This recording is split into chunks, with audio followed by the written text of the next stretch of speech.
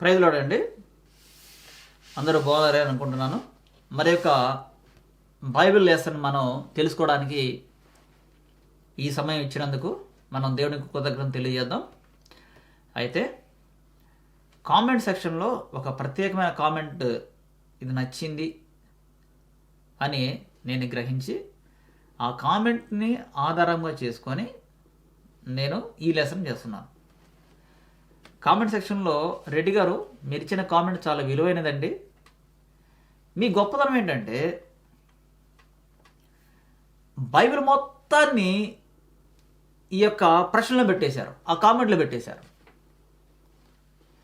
Date of birth గురించి చెప్పమని మీరు అడిగారు, అంతేనా? Your God. ఇప్పుడు ఎవరు గాడు ఏంటనేది మీరే నిర్ణయించుకోండి. కానీ లెసన్ మాత్రం రెఫరెన్స్లతోనే చూపిస్తాను. తర్వాత ఎక్స్ప్లెనేషన్ ఉంటుంది, రెఫరెన్స్ నుంచి ఎక్స్ప్లెనేషన్ ఉంటుంది. దాన్ని బట్టి మీరు నిర్ణయించుకోండి. అప్పుడు దేవుడు ఎవరైందో మనం చూద్దాం. అయితే ఈ ఒక్కదాంతోనే అయిపోదు. శివుడు ఎవరో చెప్పాలి. శివ, మన దేశంలో ఉన్నటువంటి శివ ఎవరో చెప్పాలి. దేవుడిగా కీర్తించబడుతున్నటువంటి ఆ శివుడు ఎవరో చెప్పాలి. 2, రాముడు ఎవరో చెప్పాలి. సింపుల్ అయిపోతుంది.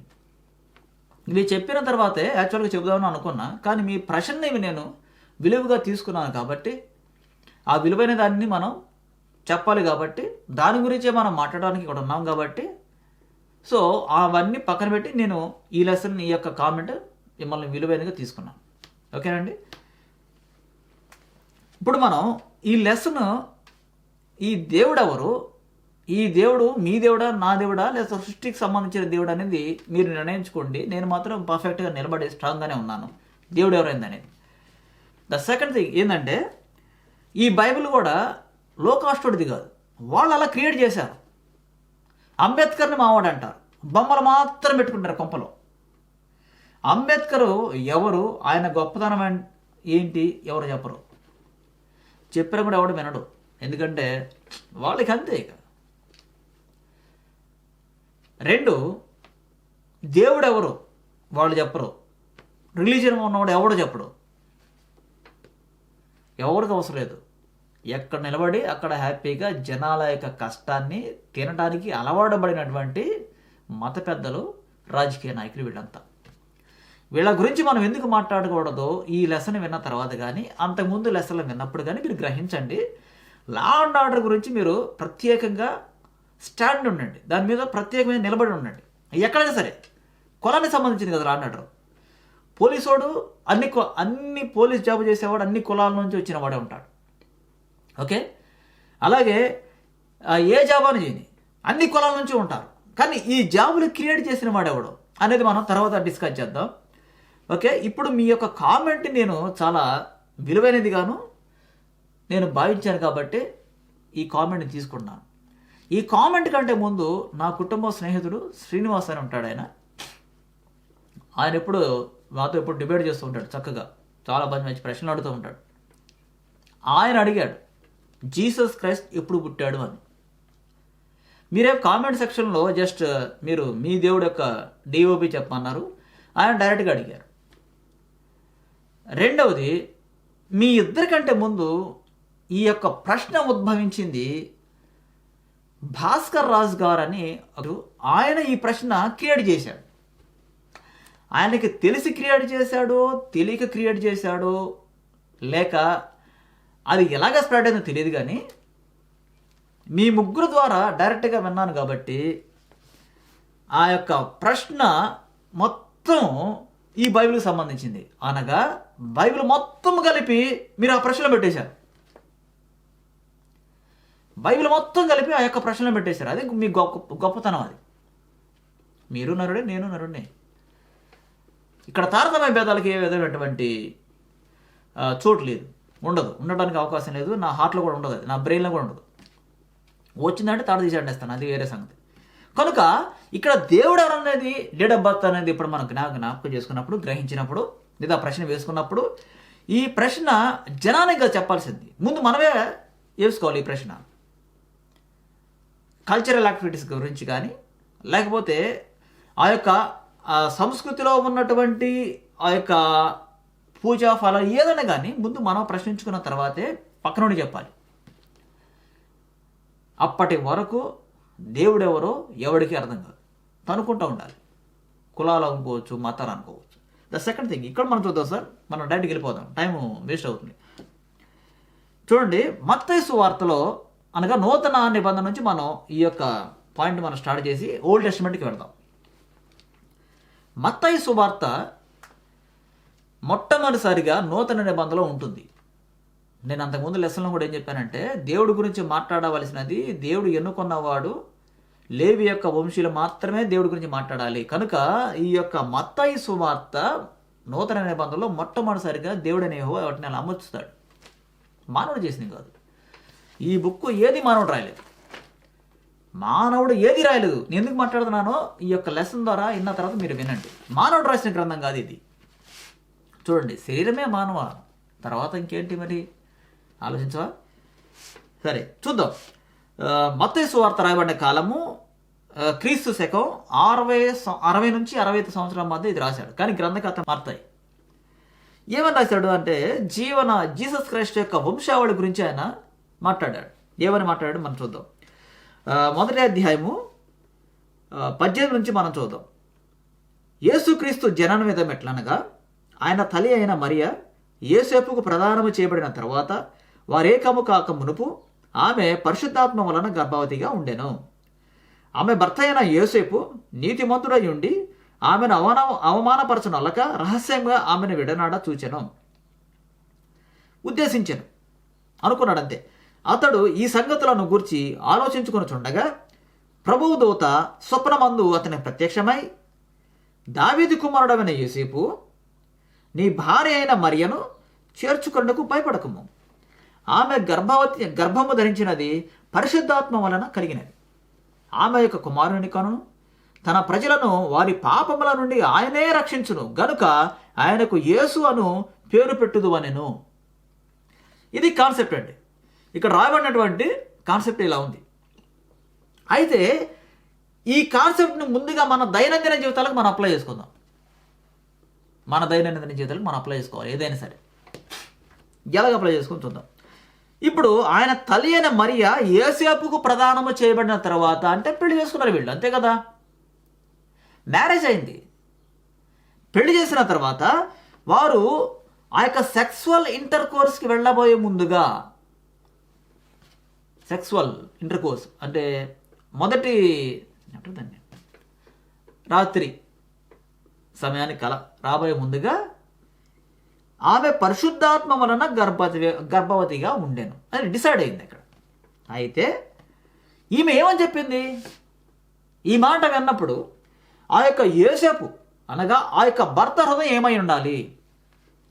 ఇదే మాట, లేదండి నా భార్యతో నా భార్య కూడా ఎలా చెప్పిందండి, లేదండి నేను పరిశుద్ధాత్ముడిని ధరించుకున్నాను, భర్తగా ధరించుకున్నాను, ఆయన వల్ల గర్భవతిగా ఉన్నాను అంటే నేను అంగీకరిస్తానా? రెడ్డి గారు మీరు అంగీకరిస్తారా? ఈ చూసేవారు అంగీకరిస్తారా? ఈ ప్రశ్న ఉద్భవించిన వారు ధర్మరాజు గారు, ఆయన ఏం పేరు సరే ఏదో రాజు, ఆయన అంగీకరిస్తారా? ఎవడు అంగీకరించడు.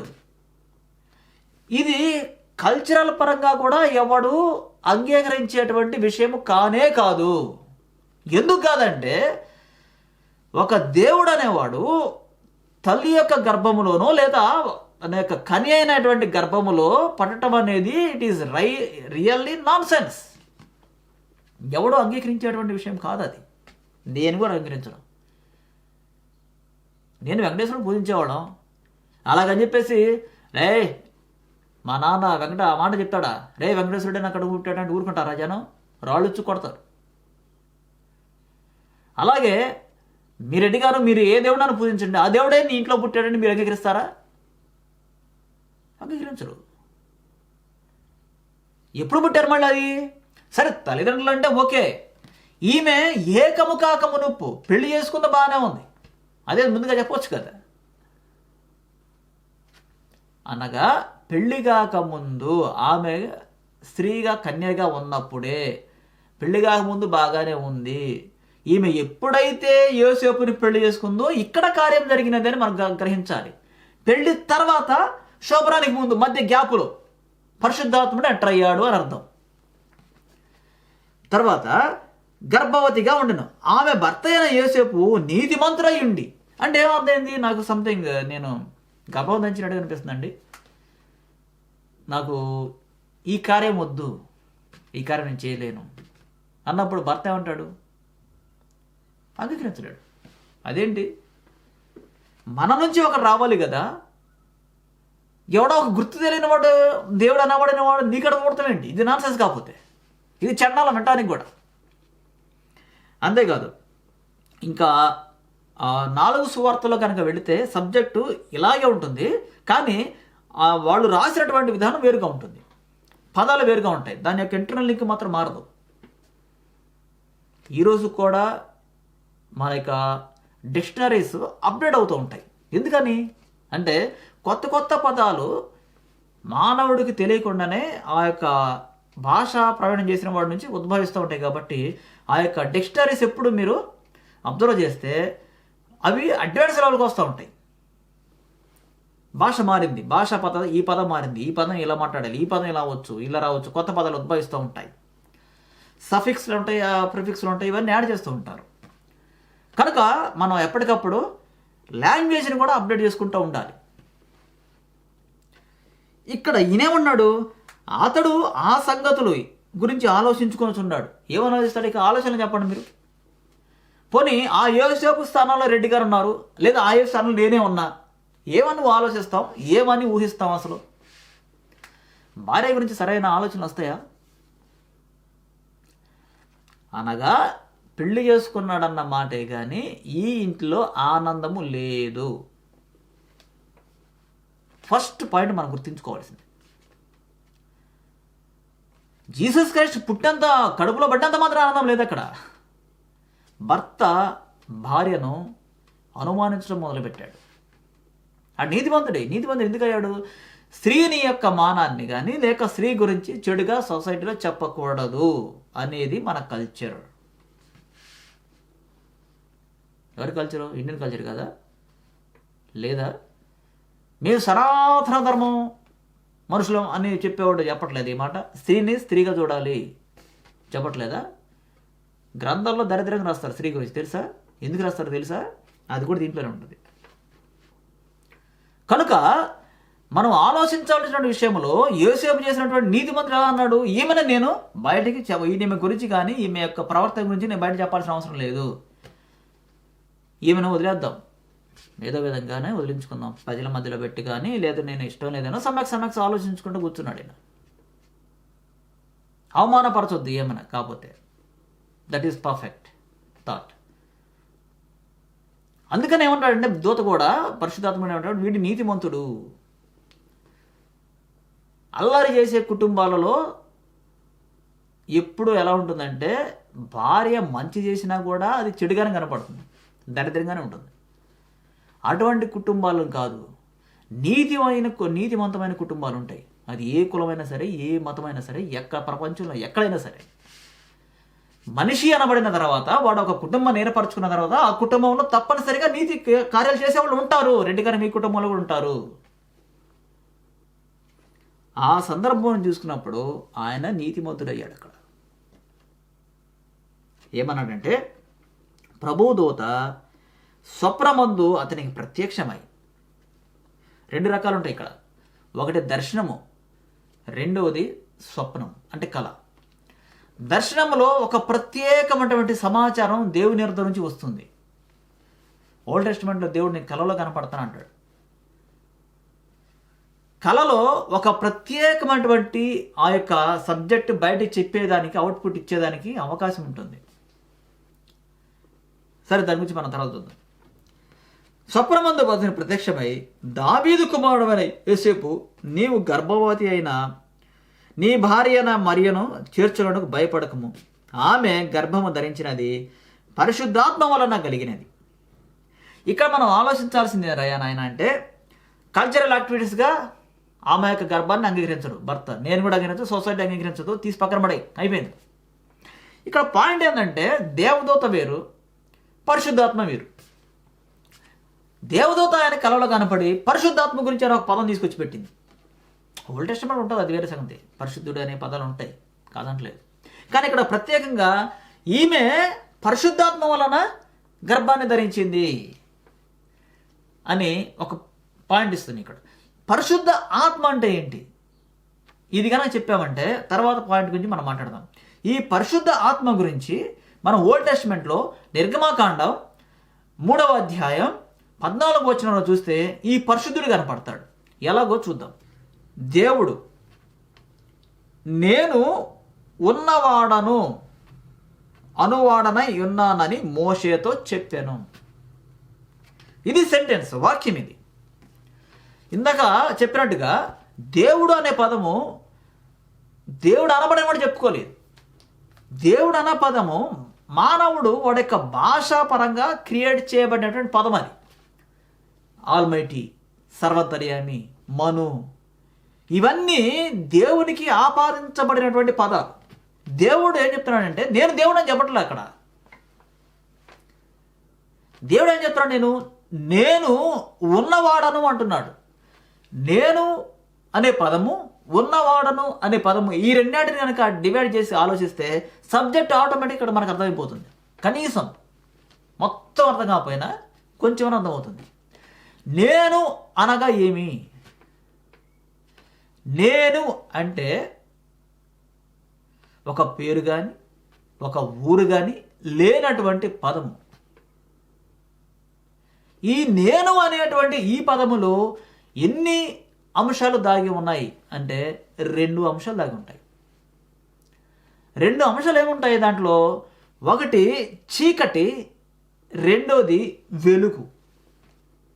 ఒకటి చీకటి, 2 వెలుగు.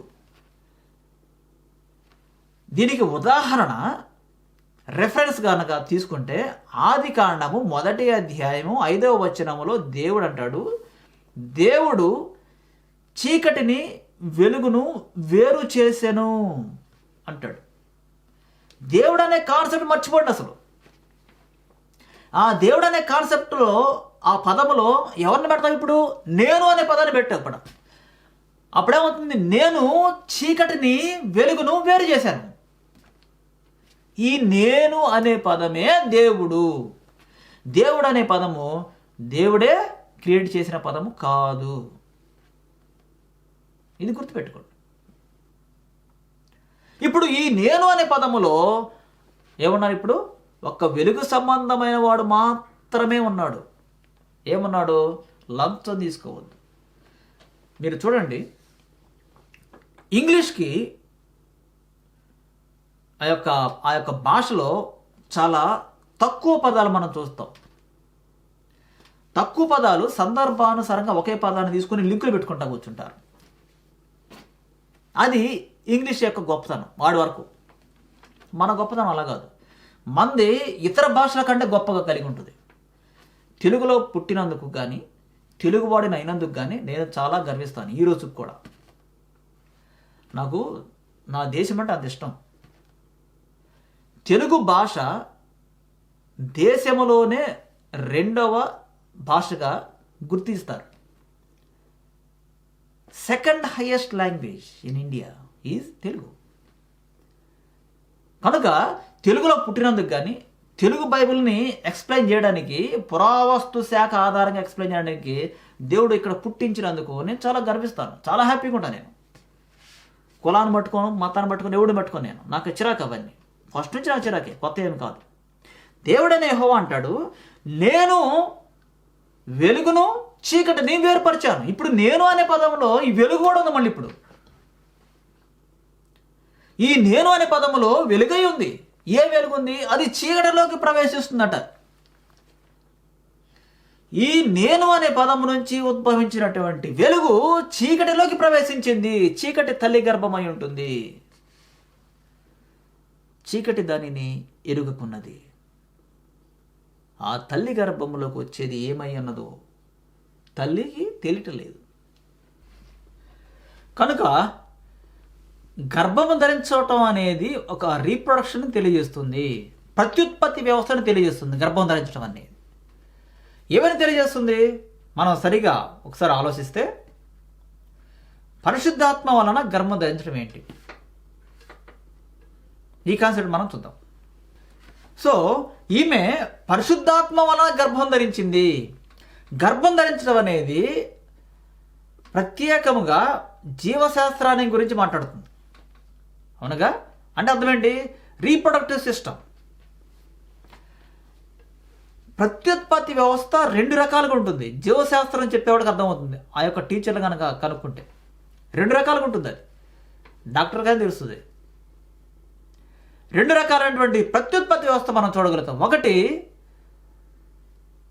లైంగిక ప్రత్యుత్పత్తి, 2 అలైంగిక ప్రత్యుత్పత్తి. లైంగిక ప్రత్యుత్పత్తిలో స్త్రీ పురుష సంయోగ బీజాల కలయిక ఉంటుంది. స్త్రీ పురుష సంయోగ బీజాల కలయిక వలన వచ్చినదే ఒక నూతన జీవి. దానిని ఆ జీవిగా మారబోయే ముందుగా వచ్చే దాన్ని జైగోట్ అంటాం. 2వ రకమైన ప్రత్యుత్పత్తి వ్యవస్థ ఉంటుంది, దాన్ని అలైంగిక ప్రత్యుత్పత్తి. దానిలో మేలు ఫీమేల్ గ్యామెట్స్ కలవు, ఉన్న జీవే 2గా చీలిపోతుంది. దాన్ని అలైంగిక ప్రత్యుత్పత్తి అంటారు. లైంగిక అంటే అర్థం ఏంటి? ఇక సెక్సువల్ ఇంటర్ కోర్సు లేదు అని అర్థం. లైంగిక కలవై, దానిని అలైంగిక ప్రత్యుత్పత్తి, అసెక్సువల్ కోర్స్ చెప్తున్నాం మనం. బెస్ట్ ఎగ్జాంపుల్ యూగ్లీనాగా చెప్పొచ్చు. యూగ్లీనా తన యొక్క శరీరాన్ని 2గా చీలిపోవడం వల్ల తన యొక్క రీప్రొడక్షన్ సిస్టాన్ని, దాని యొక్క పాపులేషన్ పెంచుకుంటూ ఉంటుంది. అది తెలియజేస్తుంది. ఆ విధంగా దేవుడైన యెహోవా తనలో నుండి ఒక ప్రత్యేకమైన ఈ నేను అనేటువంటి ఒక ప్రత్యేకమైనటువంటి సృష్టిలో నుంచి ఆయన తల్లి గర్భములో చీకటి గృహములోకి ప్రవేశించెను. ఆ చీకటి గృహంలోకి ప్రవేశించినప్పుడు ఆ యొక్క శరీరాన్ని, మురికి శరీరాన్ని ఈయనే ధరించుకుంటాడు. కనుక దేవునికి ఏ విధమైనటువంటి సెక్సువల్ ఇంటర్ కోర్స్ జరగలేదు అని అర్థం. ఇప్పుడు ఆ యొక్క సృష్టికర్త అయినటువంటి యెహోవా లేదా నేను అనే ఆయన ఆ యొక్క కుమారుని పెళ్లి చేసుకున్నాడు. ఎప్పుడు? సెక్సువల్ ఇంటర్ కోర్స్ కాకముందు. ఆ యొక్క కుమారుని పెళ్లి చేసుకున్నప్పుడు ఆమెలోకి వెళ్ళినప్పుడు ఏమవుతుంది? చూసే విధానంలో రాంగ్ అవుతుంది. సబ్జెక్ట్ అప్పటికి డెవలప్ అవ్వలేదు. రీప్రొడక్టివ్ సిస్టమ్ గురించి డెవలప్ అయ్యే విధానం తెలియలేదు. స్త్రీ పురుషులు కలిస్తేనే గర్భము వస్తుంది, లేకపోతే రాదు అనేది ఒక నమ్మకం. కానీ అది తప్పు అంటుంది బైబిల్. ఎందుకంటే సృష్టిలో ఆల్రెడీ పురుష బీజ సంయోగ బీజాలు, స్త్రీ పురుష సంయోగ బీజాలు కలయకుండా సృష్టి జరుగుతుంది అని చెప్తుంది. దానికి ఉదాహరణ జీసస్ క్రైస్ట్ పుట్టుక. ఆయనే శరీరాన్ని ధరించుకుని వచ్చేసాడు, తనలో నుండి వచ్చిన వాడు. బైబిల్లో ఒక మాట చెప్పాడు, అద్వితీయ అని ఉంటుంది. అద్వితీయ కుమారుడైన, ఇంకా నాకు కుమారుడు ఉండడు అని అర్థం. అద్వితీయ అని టక్కన చదివేస్తాం. అంటే అర్థం ఏంటి? ఇక ఈయన ఈ పాస్టర్ అనేవాడు ఇక ఆయన గురించి చెబుతూ ఉంటాడు. ఇక అద్వితీయ కుమారుడు అంటే ఇక అల్లెకలే. కానీ అద్వితీయ, ఇంకా 2వ కుమారుడికి ఆయనకు ఉన్నాడు, ఇక ఆయనే కుమారుడిగా వస్తాడు, ఇక ఆయనే సృష్టి చేసిన వాడు అవుతాడు. దాని అర్థం అది, ఆ పాయింట్ మీనింగ్ అది. అద్వితీయ కుమారుడు, ఇక నాకు 2వ కుమారుడు లేడు, నేనే కుమారుడిగా వస్తున్నాను, నేనే పరిశుద్ధాత్మను, నేనే దేవుడును, నేనే సృష్టికర్తను. సృష్టికర్త అయిన యెహోవాను నేనే. యెహోవా అనే పేరు ఇవ్వబోయే ముందుగా కూడా నేనే అనే పదం మాట్లాడతాడు ఆయన. నేనే ఉన్నవాడను. మగాడిగా ఎందుకు వచ్చాడో చెప్పటం అనేది బైబిల్ గొప్పతనం. దేవుడు మగాడిగా ఎందుకు రావాలి? రెడ్డి గారు మీరైనా నేనైనా ఒక మంచి కార్యం చేసామనుకోండి, పలానోడు సూపర్ పనులు చేశాడు రా అంటే అలా ఉంచు. పలానోడు చెప్పడం అలా ఉంచు. ఇప్పుడు నువ్వేమంటావంటే నేనే చేశాను ఆ పదం అంటావు. అంటే ఆ పదం నేనే ఆ పని చేశాను అంటావు. అవునా? ఆ గొప్ప పని, సమాజానికి ఉపయోగపడే పని చేసిన దాన్ని నేనే అని చెప్పుకున్నావంటే అది వెలుగు సంబంధమైనటువంటి క్రియ. మీకు తెలియకుండానే చెప్తున్నాను. మీరు ఏమన్నారో నేనేమన్నానో అందరం ఏమన్నామో చెప్తున్నాం ఇక్కడ బైబిల్ ద్వారా, అంతే. నేను ఏమి చేశాను? మంచి పని చేశాను, అది వెలుగు సంబంధమైన క్రియ. నేను తప్పు చేశాను, అది చీకటి సంబంధమైన క్రియ. మానవుడిలో అనగా ఈ శరీరములో, రెడ్డి గారి శరీరములో, లేదా ఇతర క్రైస్తవులు లేదా హిందూ రిలీజియన్ ఇతర అనబడినటువంటి మనుషులలో వెలుగు సంబంధమైన క్రియలు, చీకటి సంబంధమైన క్రియలు ఉంటాయి. అప్పుడు ఆ యొక్క వెలుగు చీకటిని వీళ్ళు గుర్తించలేరు. వెలుగు సంబంధమైన క్రియ ఏదో, చీకటి సంబంధమైన క్రియ వీళ్ళు గుర్తించలేరు. వెలుగు సంబంధమైన క్రియలు చేసేవాళ్ళు అన్ని కులాల్లో, అన్ని మతాలలో, అన్ని దేశాలలో ఉంటారు. చీకటి సంబంధమైన దేశాలు కూడా అలాగే ఉంటాయి. చీకటి సంబంధమైన పనులు చేసేవాళ్ళు కూడా అలాగే ఉంటారు. దేవుడైన యెహోవా ఇప్పుడు అక్కడ చెప్తున్న పదం ఏంటి? అంతకుముందు ఏమనుకున్నాం? అగ్నిదేవుడు. అగ్నిదేవుడు ఇంకా ఉన్నాడు, నేను అంటున్నాడు. నేను అనే పదములో ఇప్పుడు ఎవరున్నాడు? ఆయన కొత్త పదాన్ని తీసుకొచ్చి పెట్టాడు. ఆమె తల్లి గర్భంలో పుట్టినది పరిశుద్ధాత్మ అన్నాడు. ఓల్డ్ టెస్టిమెంట్ కానీ చదివితే ఇంకో పదాన్ని దేవుడికి ఆపాదించవచ్చు. దేవుడైన యెహోవాకి. దేవుడు మనమే, యెహోవా మనం ఇచ్చిన పదం కాదు, ఆయనే క్రియేట్ చేసుకున్న చెప్పిన పదం. ఆ దేవుడు ఏమంటున్నాడంటే ఇంకో పదాన్ని మనం కనుక క్రియేట్ చేస్తే ఆయనే వాయుదేవుడుగా ఉంటాడు. ఆయన జీవవాయువుని ఓదగా నరుడు జీవ ఆత్మ ఆయను అంటాడు. ఇది మోషే రాసిన గ్రంథం కాదు, దైవ గ్రంథం, దేవుడు రాసిన గ్రంథం ఇది. ఈరోజు కూడా థియాలజీన్స్ ఎవరిని అడిగినా సరే ప్రతి గ్రంథంలోంచి ప్రతి ఒక్క అంశము మోషేకి ఆపాదిస్తారు. ఇది మోషే ఇచ్చిన గ్రంథం అంటారు. కానీ నేను దానికి అంగీకరించను. నేను డిపార్ట్మెంట్ హెడ్నే ఢీకొన్నటువంటి సందర్భం అది. నా దెబ్బ నిలబడే సందర్భం గొప్ప నాది కాదు. నేను బైబిల్ చదివాను కాబట్టి దీన్ని ఎలివేట్ చేయాల్సిన అవసరం ఉంది. కులానికి, మతానికి, ఈ యొక్క దరిద్రానికి, దశభాగాలకి వీటికి కాదు బైబిల్ ఆపాదించాల్సింది, విశ్వానికి ఆపాదించాలి. బైబిల్ అనేది విశ్వగ్రంథంగా ప్రకటించబడాలి. బైబిల్ అనేది విశ్వగ్రంథంగా ప్రకటించబడినప్పుడు ఈ విశ్వగ్రంథములో ఈ యొక్క భూభండాల మీద మానవుడు ఏ విధమైన తప్పులు చేయకుండా ఉండటానికి ప్రధానమైన గ్రంథముగాను వాడి యొక్క దేశములో ఇదే ప్రధానమైన రాజ్యాంగంగానే ఉంటుంది. అంబేద్కర్ రాజ్యాంగం రిజర్వేషన్లతో ఉంటుంది, రాజనీతితో ఉంటుంది. ఓకే, అది ఒక ప్రత్యేకమైనటువంటి సబ్జెక్టుగా ఉంటుంది. కనుక రెడ్డి గారు ఇప్పుడు మనం కనుక ఒకసారి ఈ నేను అనే పదాలను కనుక క్రియేట్ చేసినట్లయితే, ఈ నేను పదాన్ని కనుక మనం తీసుకున్నట్లయితే ఆ నేను అనే పదానికి ఒక పేరు కానీ ఊరు కానీ ఉండదు. ఇంగ్లీష్ వాడే ఉంటాడు, ఐయామ్ అనే పదం క్రియేట్ చేశాడు అక్కడ వాడి భాష పరంగా. రైట్, దేవుడు ఉన్నాడు అక్కడ, ఐయామ్ అది దేవుడు అనేది, పేరు ఉండదు అక్కడ. తెలుగు భాష పరంగా వచ్చేసరికి నేను అన్నాడు. ఈ నేను అనే పదం నుంచి పక్క నుంచి ఇంకో పేరు ఉంటుంది తెలుసా? ఓం. ఈ ఓం అనే పదము బైబిల్ నుంచి డివైడ్ అయిపోయి అది ఒక ప్రత్యేకమైన రిలీజియన్ తయారు చేసుకునేది. దానిలో ఇక నరకం ఉంటుంది, మనుధర్మ శాస్త్రంతో కూడినటువంటి నరకం ఉంటుంది. ఓం అనేటువంటి ప్రత్యేకమైన సబ్జెక్ట్ క్రియేట్ అయినప్పుడు ఏమవుతుందంటే ఈ ఓం అనే పదాన్ని ఆధారం చేసుకొని ఇక వాడిష్టం. రెడ్డి గారు నువ్వు హయ్యర్, అరే పలానాడు నువ్వు లోయర్, కమ్మవారు నువ్వు హయ్యర్, పలానాడు నువ్వు లోయర్, ఇక ఈ విధంగా చూసుకోవడం నువ్వు రాజపుత్ర, ఫినిష్. ఫైట్ అవుతుంటుంది. బైబిల్ ఈక్వాలిటీ ఇచ్చింది, ఇవ్వలేదా? పోలీసు వాడు ఎవరినైనా అడగండి, అన్ని రకాల కులాల వాళ్ళు పోలీస్ వ్యవస్థలో ఉంటారు. న్యాయ వ్యవస్థలో అడగండి, అన్ని రకాల మనుషులు న్యాయ వ్యవస్థలో ఉంటారు. జాబ్ చేసేవాడిని అడగండి, అన్ని రకాల మనుషులు ఆ యొక్క జాబులో ఉంటారు. మేము రిజర్వేషన్లు ఇచ్చాను తెలుసా? ఎవడికి ఇచ్చాను రిజర్వేషన్లో? ఏ రిజర్వేషన్ తినేది? రాజ్యాంగాన్ని అడ్డం పెట్టుకొని రాజ్యాంగం ద్వారా పదవులు పొంది రాజ్యాంగం దొక్కేస్తావా? సిగ్గుందా నీకు? అసలు నీ తల్లి కడుపు పుడితే ఏమి రాదే, అది ఒక దరిద్ర జాతి అయితే నీకు కనేసింది. వేశ్య. పరిశుద్ధ ఆత్మ వలన ఈమె గర్భం ధరించింది. ఇప్పుడు జీవవాయువు ఊదిన వాడు ఎవడై ఉండాలి? నేను. ఈ నేను అనే పదానికి మీనింగ్ ఏంట్రా? లేదు. దానిలో రెండు ఉన్నాయి, రెండు క్రియలు చేస్తాయి. ఒకటి డార్క్ హార్టెడ్ పీపుల్.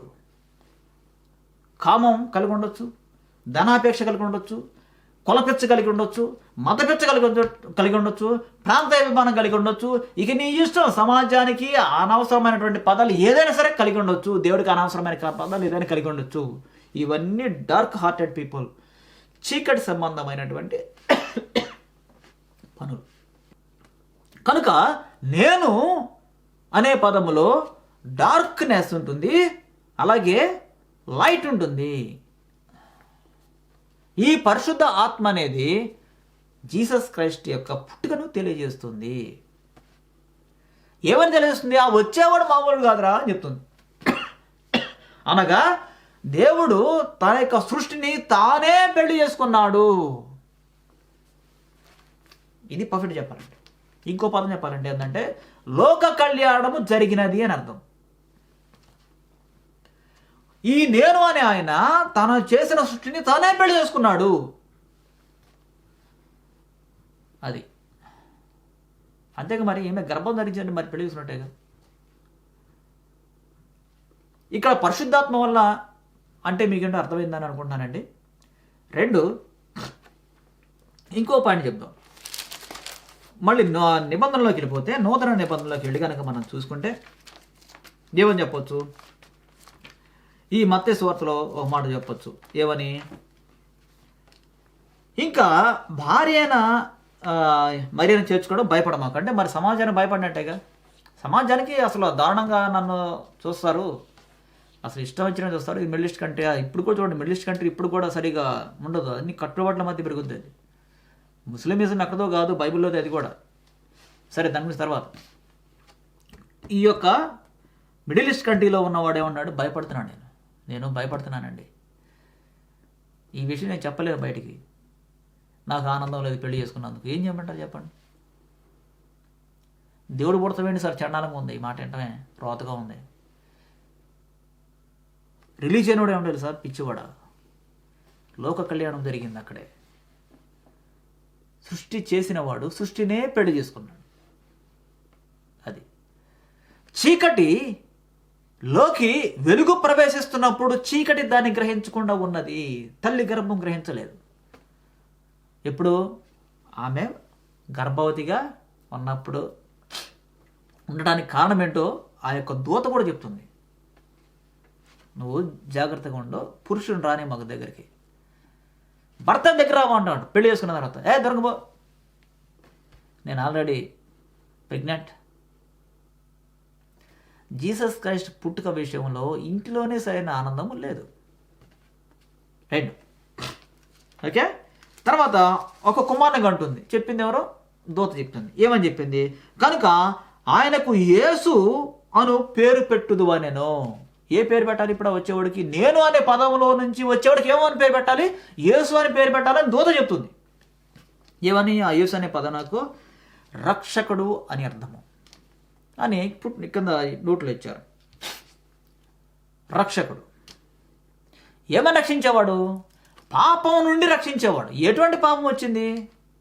ఇది మళ్ళీ వెనక సబ్జెక్ట్కి వెళ్ళిపోయి చదవాలి, కనుక తర్వాత మాట్లాడదాం దాని గురించి. ఈ కాన్సెప్ట్ వేరు. కనుక యేసు అని పేరు పెడతామన్నది. ఇప్పుడు కుటుంబమే అంగీకరించలేదు, తల్లికి తెలుసు, తండ్రికి కూడా ఈ విషయం చెప్పినా కూడా అంగీకరించాడా? లేదు. ఆనందం లేదు. అంగీకరించమని ఆనందించాడా? సరే, అంగీకరించాడు కాబట్టి ఆమె ఆయనతో పాటు ఉంది. ఆనందం ఉందా? దానికి ఆయన గ్యారెంటీ ఇవ్వగలుగుతాడా? ఆయన ఇవ్వలేడు.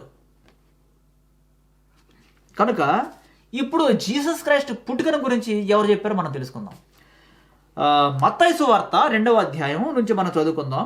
రాజైన హేరోదు దినముల యందు యూదయ దేశపు బెత్లెహేములో యేసు పుట్టిన పిమ్మట తూర్పు దేశపు జ్ఞానులు యెరూషలేముకు వచ్చి యూదుల రాజుగా పుట్టినవాడు ఎక్కడున్నాడు అని ప్రశ్నించాడు.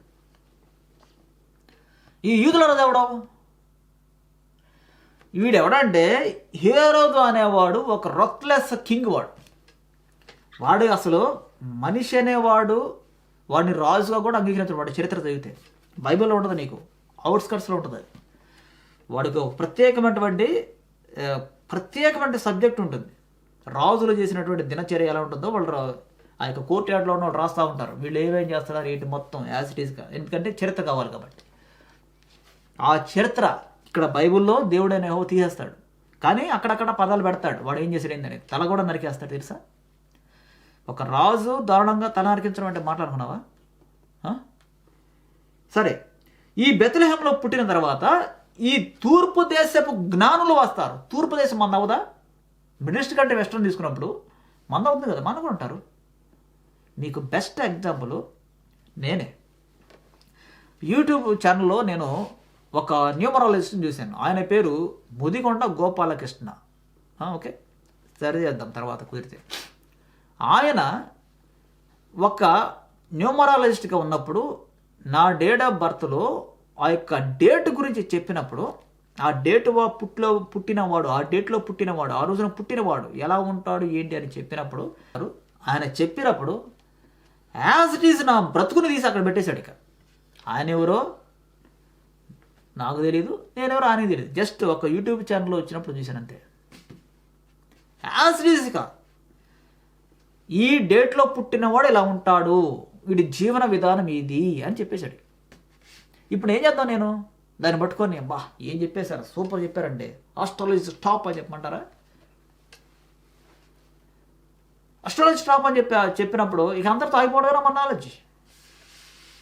ఆగిపోవాలా? ఆగిపోకూడదు. అది just a small part in it అంతే. దానికి సంబంధించిన విషయం ఏం కాదు అది, దాంతో మనం ఆగిపోకూడదు. ఇప్పుడు అలాగే ఈ తూర్పు దేశపు జ్ఞానులు రాజు దగ్గరకు వచ్చి అడుగుతాడు. ఈ పరిహిమాల రాజు అంటే ఒక క్రూర జాతి చెందిన రాజు దగ్గరకు వచ్చి అడుగుతాడు, ఈ లోకానికి ఒకడు పుట్టాడు, నేను అనేవాడు సృష్టి చేసిన వాడు భూమిని పెళ్లి చేసుకున్న తర్వాత, ఒక మేరీని పెళ్లి చేసుకున్న తర్వాత ఆమె నుంచి వచ్చినవాడు అక్కడ ఉన్నాడు, ఈ భూమి మీద పుట్టాడు వాడు. సృష్టిని పెళ్లి చేసుకున్నవాడు కుమారుడు కనేశాడు. సృష్టిని పెళ్లి చేసుకున్నవాడు ఈ యొక్క సృష్టిని రక్షించడానికి ఒక కుమారుడు కన్నాడు. వాడు ఆ కనేసిన కుమారుడు ఎక్కడున్నాడు? ఈ భూమి మీద ఉన్నవాడు, ఈ ప్రదేశంలో ఉన్నాడు. చెప్పండి మీరు వచ్చి, ఎక్కడున్నాడు చెప్పాలి. ఇది చెప్తే నేను వెళ్ళి పూజిస్తాను అని అన్నాడు. ఈ యొక్క పుట్టుకను నిర్ణయించింది తల్లిదండ్రులు కూడా కాదు. తండ్రి కొంపలో ఆనందం వెళ్ళినప్పుడు డేట్ ఆఫ్ బర్త్ రాసుకొని కూర్చుంటాడు, రాయలేడు. నేను అనే అర్థం నుంచి ఒక వెలుగు వచ్చింది, వెలుగు సంబంధమైనటువంటి దేవుడు వచ్చేసాడు. ఆ నేను అనేది వెలుగు సంబంధమైన వాడు, వీళ్ళిద్దరు కలిసి ఉంటారు. తర్వాత ఇప్పుడు ఎక్కడున్నాడు చెప్తారా? అడిగింది ఎవరు? జ్యోతిషులు. మామూలుగా ఆడెక్కడ పుట్టాడంటారు. ఆ తర్వాత రాజు అసలు నేను ఈ విషయం విని కలవరపడుతున్నాను. 33 సంవత్సరాలు నేను అసలు ఈ రాజుగా ఉన్నాడు, నా తర్వాత ఇప్పుడు రా మగాడు. అవునా? రెడ్డి రాజ్యం ఉంది ఆంధ్రప్రదేశ్లో. ఇప్పుడు ఆయన 30 ఏళ్ళు వెళ్ళానుకో బతుకుతారు వాళ్ళ దెబ్బకి. వాళ్ళ చరిత్ర చెప్పకపోతే, నాలుగు చెప్పేవాళ్ళు చరిత్ర చెప్పేవాడు కనుక రాకపోతే వాళ్ళు బతుకుతారు వాళ్ళ దెబ్బకి. లేదు కమ్మోళ్ళ రాజ్యం ఉంది అంతకుముందు, ఆయన ఇవుడు లేకపోతే వాళ్ళ దెబ్బ బతుకుతారా? వీళ్ళిద్దరిని తీసి పక్కన పడద్దాం. ఈ మాలా మాదిరి ఆధారం చేసుకుని వచ్చాడు అనుకో, దేవుడనే హో అంటాడారా? మీ మాలోడు మాధవుడేనా? ఏంటి మీ సంగతి ఏంటి? మానవుడికి ఇవ్వమంటారు, మాధవుడికి ఇవ్వమంటారు అంటే ఇద్దరు తనుగు వస్తారు మళ్ళీ. అవునా కదా? అంటే రాజ్యాంగ నిర్మాతలు వాళ్ళేనంటగా, నాకు తెలియదు. తప్పనిసరిగా అనుకుంటారు. నార్త్ ప్యారిస్లో మాలోడి రాజ్యంలోకి మాదిగోడు వచ్చాడని చెప్పి నరికి చంపేశారు వీళ్ళు. వీళ్ళు మనుషుల, వీళ్ళు దైవ సంబంధులు. మళ్ళీ వీళ్ళు బైబిల్ పడతారు, బైబిల్ గురించి మాట్లాడతారు. పుట్టిననాడే నేలను పారవేయబడిన జాతి కుక్కలు రావి. ప్రతివాడు పుట్టిననాడే నేలను పారవేయబడిన కుక్కలు రా. బ్రతకటం కోసం, జనాల సొమ్ముని అనుభవించడం కోసం లంచాలు, కంచాలు, ఇంగ్లీషుడు కూడా వాడిని మీ పెళ్ళాలను తాకట్టు పెడతారా లంజా కొడకల్లారా. You are shameless people. You are shameless seed you have. ఇప్పుడు ఏమన్నాడు ఇక్కడ? ఎక్కడున్నాడు చూపించు. నా వల్ల కాదు. నిజమేనంటారా? ఎక్కడ పుట్టాడంటే చెప్పండి రా. నిజవాడు పుట్టాడు. జీసస్ క్రైస్ట్ పుట్టుకను నిర్ణయించింది నక్షత్ర సూచనలు చేసేవాడు. జ్యోతిష్కులు చెప్తాడు ఆయన యొక్క నక్షత్ర యొక్క పుట్టుక. నేను పుట్టినప్పుడు నా పేరు మీద ఒక నక్షత్రం ఉంటుంది. రెడ్డి గారు నా వీడియోలు చూసే ప్రతి వాడి మీద, లేదా ప్రతి వాడు చూడని వాడి మీద, ప్రతి ఒక్కడి మీద ఒక నక్షత్రం క్రియేట్ అవుతుంది. This is the Bible. సృష్టించబడిన నువ్వు ఒక్కడవే కాదు, నువ్వు ఈ భూమి మీదకి వచ్చినప్పుడు వెంటనే నీ మీద ఒక నక్షత్రం ఉంటుంది. అది గొప్ప. అప్పుడు ఆ నక్షత్రం ఎంత బ్రైట్గా ఉంటే నీ యొక్క లైఫ్ కూడా అంత బ్రైట్గా ఉంటుందని చెప్తాడు జ్యోతిష్యులు. నీ నక్షత్రాన్ని బట్టి కొంచెం దగ్గరగా ఉందరా, కుదరదు, లైఫ్ అంతా డెవలప్ ఉండవు అని చెప్తాడు. సింపుల్. అది దానితో లైఫ్ అయిపోకూడదు, అలాగనే దాన్ని నమ్మి మీద వేసుకోకూడదు. దేవ చిత్తానికి అప్లై చేసుకోవాలి, దేవునికి చిత్తానికి అప్లై చేసుకోవాలి. ఏ ప్రభు ఇది ఎంతవరకు నిజమే ఏంటనేది. అప్పుడు అంటాడు, దట్ ఈస్ రైట్, బట్ నేను లేకపోతే నువ్వు శూన్యమే. నిన్ను క్రియేట్ చేసింది నేనే నేనే నేనే ఇది గుర్తుపెట్టుకోండి. నేనే అనే పదంలో చీకటి ఉంటుంది, వెలుగు సంబంధమైన పనులు కూడా ఉంటాయి. కాబట్టి యెహోవా ఎలా ఉన్నాడు? ఇప్పుడు మనువుగా ఉన్నాడు, స్వయంభూడుగా ఉన్నాడు, సర్వంతర్యామిగా ఉన్నాడు, అనేకమైనటువంటి రూపాలలో ఉన్నాడు. శివరూపం కూడా ఉందండి, ఉంటుంది. రాముడి రూపం కూడా ఉందండి, ఉంటుంది. చెప్దామండి తర్వాత.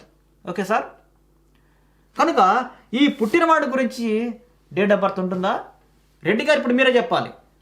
నాకు డేట్ ఆఫ్ బర్త్ ఉంటుందా? మీకు డేట్ ఆఫ్ బర్త్ ఉంటుందా? ఉండదు. సృష్టికి డేట్ ఆఫ్ బర్త్ ఉండదు. సృష్టించబడిన వాడికి కూడా డేట్ ఆఫ్ బర్త్ ఉండదు. భూమి మీద పుట్టేవాడికి ఎవడికి డేట్ ఆఫ్ బర్త్ ఉండదు. నువ్వు పుట్టుతున్నావు, పుట్టి నరుడిగా ఉన్నప్పుడు ఏం చేస్తున్నావు? నీతిమని వెలుగు సంబంధమైన పనులు చేస్తున్నావా, చీకటి సంబంధమైన పనులు చేస్తున్నావా? ఈ రెండే ఉంటాయి. ఈ రెండాడిని ఉండడం కోసమే శరీరాన్ని ధరించావు.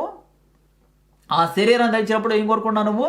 వాహ్, నీతిగా బతకాలరా, మాకు బతకనేట్లేదురా ఈ జనం. అప్పుడు బైబిల్ పట్టు. ఆ నేను అనేవాడు నీకు తప్పనిసరి కనపడతాడు. ఈ చరిత్ర నేను చెప్పిన పాయింట్ ఛాలెంజ్ చేస్తాను కావాలంటే. ఎవడో చెప్పినా చెప్పమని చూద్దాం. ఎక్కడో ఒకటి అర చెప్పి ఉండొచ్చు, నేను కాదంటలేదు, కానీ వాడు కనపడ్డు. ఏమి కనుక ఈ నేను అనే పదం నుంచి వచ్చిన వాడే దేవుడనే యెహోవా. నీవు నేను కూడా ఉంటాను, వాళ్ళలో నువ్వు కూడా ఉంటావు. ఇప్పుడు నువ్వు నేను ఎందుకు కాలేము అంటే, నీలో నాలో చీకటి సంబంధమైన పనులు ఉన్నాయి, వెలుగు సంబంధమైన పనులు ఉన్నాయి. ఆ వచ్చిన వాడిలో పరిశుద్ధాత్మ మాత్రమే ఆమె తల్లి గర్భంలో ఉన్నాడు. కాబట్టి ఆ వచ్చిన వాడు మళ్ళీ మురికి కోటిని వేసుకుంటాడు. మురికి కోటిని వేసుకున్నప్పుడు అంటే అర్థం ఏంటి? ఈ శరీరం మొత్తం మీద వ్యర్థమైన జీవితం ఉంటుంది. హార్మోనల్ ఇంబ్యాలెన్స్లు ఉంటాయి, హార్మోనల్ వల్ల వచ్చేటువంటి కోరికలు ఉంటాయి. వెలుగు సంబంధమైనది ఏది ఉండదు ఈ శరీరంలో. ఈ శరీరంలో వెలుగు సంబంధమైనది ఉండదు. అంటే ఈ యొక్క జీవకణాల్లో ఏ వెలుగు సంబంధమైనది అంటే వ్యర్థమైన సంబంధమైనవి ఉంటాయి. ఆస్తి సంపాదించుకోవాలి, రాబో తరాలు బాగుండాలి. నాకు రాజులు అంటే ఇష్టం, నాకు రాజరిక వ్యవస్థ కావాలి, నాకు మంత్రి పదవి కావాలి, నాకు ఒక ఉద్యోగం కావాలి, నాకు పిల్లలు బాగా బతకాలి. ఓకే, ఒప్పుకుందాం. వెలుగు సంబంధమైన పనులు చేస్తున్నావా? మరి అవన్నీ ఉండవు. సమర్థించుకునే మాటలు ఉంటాయి. అన్ని పనులు యాడ్ చేస్తావు సార్, చేయలేము. సమర్థించుకునేటువంటి లేఖి మాటలు ఉంటాయి. ఇవన్నీ చీకటి సంబంధమైనటువంటి పనులు. రెడ్డి గారు మీరు ఆలోచించాలి, నా వీడియో చూసేవాడు గమనించాలి. ఇంకో పాయింట్ ఒకటి చెప్దామండి. కనుక ప్రధాన యాజకులను ప్రజల నుండి శాస్త్రులను అందరినీ సమకూర్చి క్రీస్తు ఎక్కడ పుట్టినని వారిని అడిగాను. ఇప్పుడు క్రీస్తు అనే పదం అడిగాడు వాడు. క్రీస్తు అనగా అభిషక్తుడు అని అర్థం. ఎటువంటి అభిషేకం చేశారు? ఆయనకి రాళ్ళతో కొట్టారు, రప్పలతో కొట్టారు, ఉమ్మి వేశారు, వీపు చినిపోయేలా కొట్టారు. దైవదోషం చేస్తామంటారా నువ్వు అని.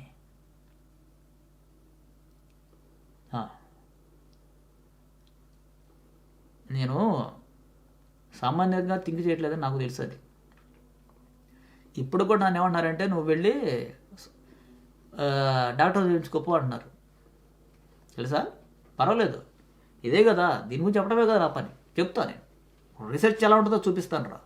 రీసెర్చ్ గొప్పతనం ఏంటి చూపిస్తాను. బైబిల్ గొప్పతనం చూపిస్తా. తెలుగువాడు ఎలా ఉంటాడో చూపిస్తా. పెద్ద ఆయన అన్నాడు కదా, తెలుగుడు అంటే ఎవరు కొన్నావురా, ప్రపంచానికి దిక్సు చూపించాల్సిన అని చెప్పాలా? మరి అవన్నీ నువ్వు పాటించవా? తెలుగుడికి నువ్వు పాటించవా? తెలుగుడికి నువ్వు గౌరవించవా? ప్రపంచ దేశాలు వెళ్ళిపోయినంత మాత్రం కులాన్ని ఎందుకంటే అట్టుకొని పోతున్నావు? ఎందుకు పోయావు ఉన్నప్పుడు? నీ దేశంలో రావచ్చు కదా. నీ దేశంలో దరిద్రం అంత పెద్ద పీకుడు కావడం, మరి ఇతర దేశాలకు ఎందుకు పోతున్నావు? ఇతర దేశాలు ఎందుకు చేస్తున్నావు? అక్కడ వెళ్ళి ఎందుకు చేస్తున్నామంటే అక్కడికి ఎందుకు వెళ్ళావు నీకు తెలియదు కాబట్టి. ఇది ప్రాబ్లం. కనుక జీసస్ క్రైస్ట్ పుట్టుకకు కానీ సృష్టికి ఆయన ద్వారా వచ్చిన మనకి ఎవరికైనా సరే డేట్ ఆఫ్ బర్త్ ఉండదు సార్. అర్థమైందండి? సృష్టిని చేసిన వాడు సృష్టితో పెళ్లి చేసుకున్నాడు, కుమార్తెను పెళ్లి చేసుకున్నాడు. అది ఇంకా నాకు మాటలు రావు కాబట్టి నాకు అంత పదజాలం రావు. మీకు ఇష్టమైతే మీకు ఇష్టం కుమ్మేసుకోండి. ఇక నా యొక్క జీవ రెఫరెన్స్ ఆధారం చేసుకున్నాడు. వాడు చెప్తున్నాడు రా ఈ పని చెప్తానని చూద్దామని. నీ ఇష్టం. ఇంకా దైవత్వం పోకుండా చెప్పు. రెడ్డి గారు మీరు ఆలోచిస్తే మంచి సార్. మీ ద్వారా లా అండ్ ఆర్డర్ గొప్పతనం కనుక 10 మంది చెప్పారనుకోండి, మీ రెడ్డి కమ్యూనిటీ చెప్పారంటే మీరు పుట్టినందుకు గొప్పదనులు సార్. మీ జీవితం 100 మందిలో ఎంతకాలం ఉందో మీ వయసు ఉందో నాకు తెలియదు. ఎంతకాలం ఉందో అంతకాలం ప్రకటించండి. రాజ్యాంగం పోలీసులు భయపడాలి. ఆ కొడుకులు అసలు వాడు లంచగొండలు భయపడాలి. వాడు దేవుని యుద్ధం నుంచి వచ్చిన వాడు ఎక్కడున్నాడు తెలుసా? ఇదిగో దేవుడు నియమించినటువంటి జాబులో ఉన్నాడు. తప్పు చేస్తుంటే మీరు కూర్చున్నారండి సార్. మనిషిగా మాట్లాడాలి. అందుకే రాజ్యాంగం ఇచ్చింది. రాజ్యాంగం మీద నిలబడు. రాజ్యాంగం ఏమని ఇచ్చింది? నువ్వు మాట్లాడచ్చు. వాక్ స్వాతంత్రం హక్కు ఇచ్చింది. అది రాకముందు అది కూడా లేదు. వాక్ స్వాతంత్రం హక్కు ఇచ్చింది. నిలబడతాను మీద. ఇది పట్టుకో. రాజ్యాంగం నీ కాళ్ళ కింద, బైబిల్ నీ చేతిలో, లా అండ్ ఆర్డర్ నీ చేతిలో. సృష్టి యొక్క రాజ్యాంగం సార్ ఇది కులం తక్కువ రాజ్యాంగం కాదు. వాళ్ళు అలా చేస్తారు. వాళ్ళు అలాగే చేశారు. ఏమంటారు, అంబేద్కర్ అలా చేయాల, బొమ్మలకే పరిమితి దెబ్బల్లో పెట్టారు. రాజ్యాంగాన్ని ఇచ్చిన పెద్ద ఆయన ఏం చేశారు? బొమ్మను చేసి దెబ్బల్లో పెట్టారు. వాళ్ళ బతుకది చెప్పులేస్తారు, ఏమైనా చేస్తారు. వాళ్ళ కుటుంబాలు అవి ఏం చేద్దాం చెప్పండి. నీతి చాలా విలువైనది. ఆ నీతి నేను అనే పదంలో ఉంటుంది. ఆ నేను అనేవారు దేవుడైన యెహోవా. పుట్టుక ఉండదు. ఆ నేను అనే పదవాలో జీసస్. పుట్టుక ఉండదు. ఆ నేను అనే పదములో నీవు నేను ఉంటావు. నీకు నాకు పుట్టుక ఉండదు. చీకటి క్రియలు చేసేవాడికి, వెలుగు సంబంధమైన క్రియలు చేసేవాడికి పుట్టుక ఉండదు. వీళ్ళందరూ సృష్టిలోని భాగాలే. Okay, thank you sir. Thank you very much. And thanks for the comment. నీ కామెంట్ వల్ల చాలామందికి మేలు జరిగిందని అనుకుంటున్నాను. Thank you very much.